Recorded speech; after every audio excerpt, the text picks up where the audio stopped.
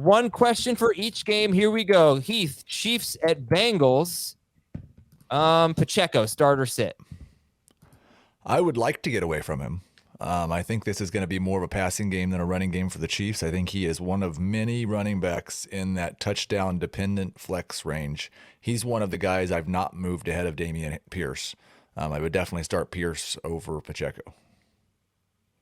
So, do you think we can get him to put the A in his name? I can't. The spelling Isaiah is very tough. He's the only one I know that doesn't have. 2 questions. Okay, my bad. Cleveland at Houston. Jamie, start or sit Deshaun Watson? I would start him if you do not have a better option. And I know that's a cop-out, but, I think if you're comparing, I like him better than Cousins. I like him better than Rodgers because of his injury. I like him better than Russell Wilson. But I think Watson's in that. So just to frame it, we have him on our site from Sportsline projected for, I think, a top 5 quarterback last time I looked. I think that's a little too aggressive. But I do think that there is the chance for him to have, and we had this discussion on HQ. Keith, I think, has him for 1.5 touchdowns. I asked Pete Prisco for a stat line. He said around 270, if I'm not mistaken, Heath, and 2 touchdowns. I think that puts him in the 10 to 15 range.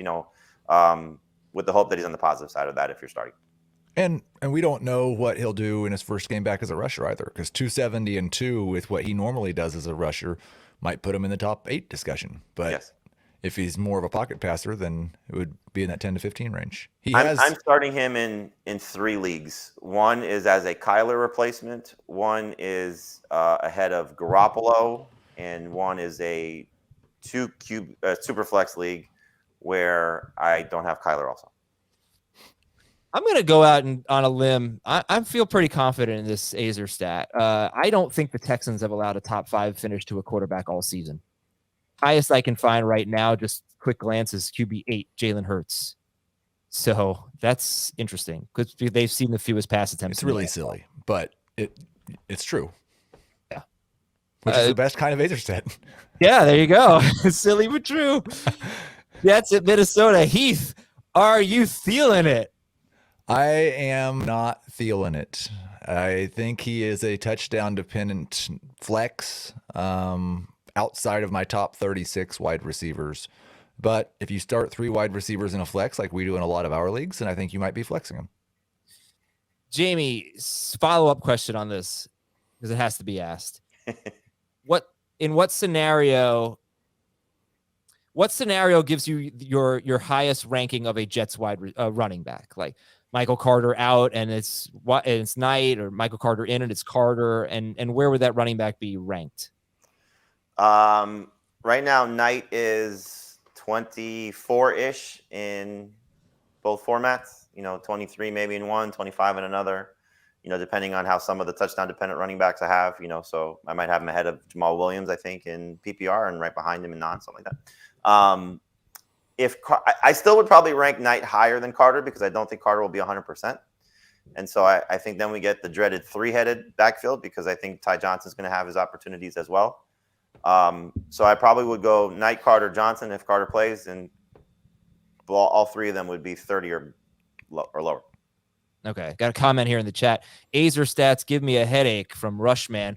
Take some Advil, baby, because they ain't going anywhere. All right, next up, Miami at San Francisco. Heath, starters at Jeff Wilson with Raheem Mostert expected to play. If Dameon Pierce is the line of demarcation, then I would say he's a start because I would play him over Pierce. But he was definitely in the low-end number 2 range, and I could absolutely see that there are a lot of people out there who have 2 running backs they'd rather start over him. So certainly not a must-start with Mostert. If Mostert plays and Armstead's out, I'd be very, very scared of Jeff Wilson. There are 2 very important Armsteads in that game, by the way, Azer stat, because Eric Armstead is also going to play for the 49ers, and I will give you the numbers when he has played. He has made a huge difference. Okay. Chargers at the Raiders. Start or sit Zamir White if Josh Jacobs is out, Jamie? I would start Zamir White over Zonovan Knight if Josh Jacobs is out. What about over Jeff Wilson and Dameon Pierce? I'm already starting Zonovan Knight without Michael Carter over Jeff Wilson. I would start Dameon Pierce I'd probably start Zamir White over Dameon Pierce if there is no Josh Jacobs. And over Zonovan Knight. Yes, I have Pierce overnight right now. Okay. So if Josh Jacobs is out, you would go Zamir White, Pierce, Zonovan Knight. Yes, and I would start Jalen Warren over all of them. That is so interesting because that game is coming up in a second. Hold on. Denver at Baltimore. Heath, Cortland Sutton. Last three games without Jerry Jeudy. Jeudy played one snap in one of them. He's been 13-ish PPR points. He hasn't been a top 24 wide receiver in any of those 3 weeks. Now facing Baltimore starter Sid Cortland Sutton. I don't think he's going to do a lot better than what he's been doing, but I do think he can get pretty close to it. I think he's a borderline number 2 wide receiver. And in fairness to him, like if he's scoring those 13 fantasy points and never scoring a touchdown, that tells you that he's got the upside to get to 19 or 20, but I don't think that's going to happen in this matchup. Should have had one last week. It's just so hard to project a touchdown when Russell Wilson's averaging less than 1 touchdown per game. Come on, he's got 8. Marlon Humphrey scares me. Yes. Right. I mean, he really did a great job against Christian Kirk last week. Like Sutton, I'm trying to get away from him. Who am I going to start over? I'm going to start Josh Palmer over him if Mike Williams doesn't play. I think that's my one Sutton decision. Garrett Wilson, I'm starting over him. I think that's you guys would definitely. I agree with Garrett Wilson. I don't think I'd probably get all the way to Palmer. I like Palmer better than 2. Obviously contingent on Mike Williams, right? Right. Tennessee at Philadelphia. Miles Sanders, Devontae Smith, or Treylon Burks? Who's the best flex in a very interesting game, Jamie?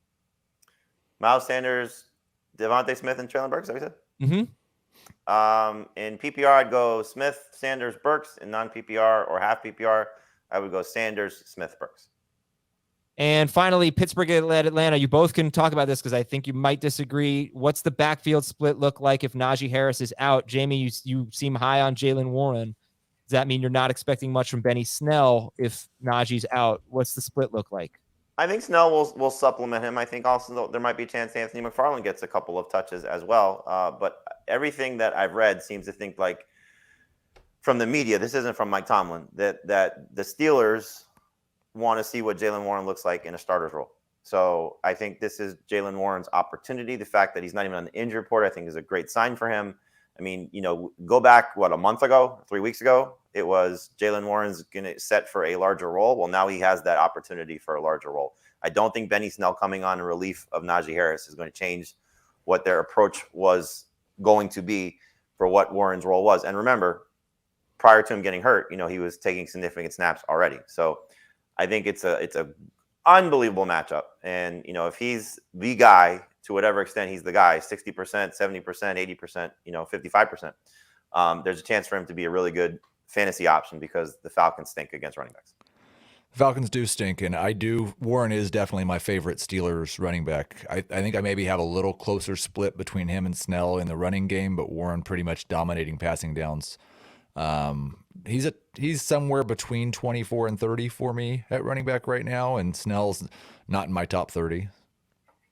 All right, I want to tell you something, though. This is the last game we're scheduled to talk about. That's going to be about 2 hours into the show at this rate.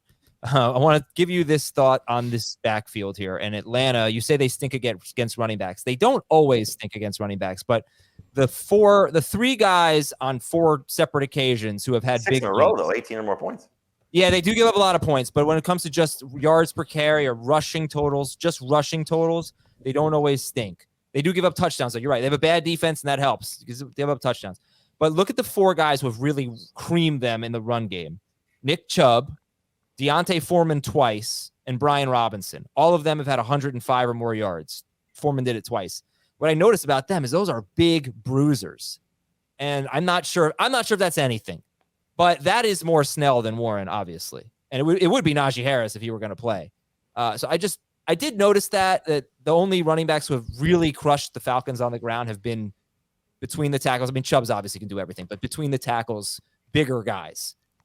I guess the counter to that would be is what would Gibson have done, who's the smaller of the 2? Not that he's not bigger than Warren because he is, but what would Antonio Gibson have done if he got in that work?